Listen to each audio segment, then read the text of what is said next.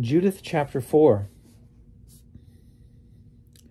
When the Israelites living in Judea heard of everything that Holofernes, the general of Nebuchadnezzar, the king of the Assyrians, had done to the nations, and how he had plundered and destroyed all their temples, they were therefore greatly terrified at his approach. They were alarmed, both for Jerusalem and for the temple of the Lord their God, for they had only recently returned from exile.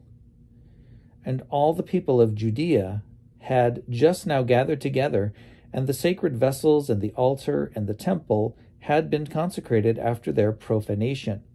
So they sent word to every district of Samaria, and to Kona, Beth-Haran, Bel-Main, and Jericho, and to Kobah and Isora, and the valley of Salem.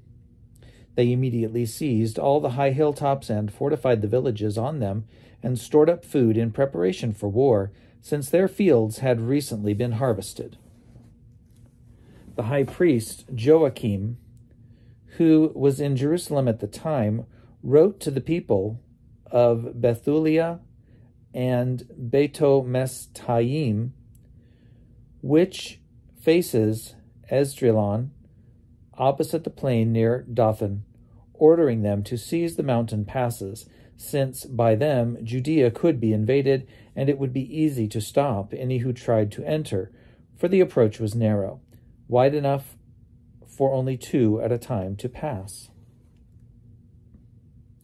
So the Israelites did as they had been ordered by the high priest Joachim, and the council of the whole people of Israel in session at Jerusalem.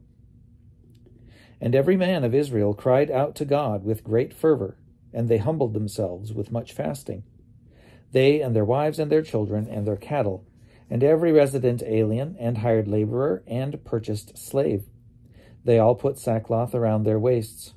And all the Israelite men, women, and children living at Jerusalem prostrated themselves before the temple, and put ashes on their heads, and spread out their sackcloth before the Lord. They even draped the altar with sackcloth, and cried out in unison, praying fervently to the God of Israel, not to allow their infants to be carried off, and their wives to be taken as plunder, and the towns they had inherited to be destroyed, and the sanctuary to be profaned and desecrated, to the malicious joy of the nations. The Lord heard their prayers and had regard for their distress, for the people fasted many days throughout Judea and in Jerusalem before the sanctuary of the Lord Almighty. The high priest Joachim and all the priests who stood before the Lord and ministered to the Lord with sackcloth around their loins offered the daily burnt offerings, the votive offerings, and freewill offerings of the people.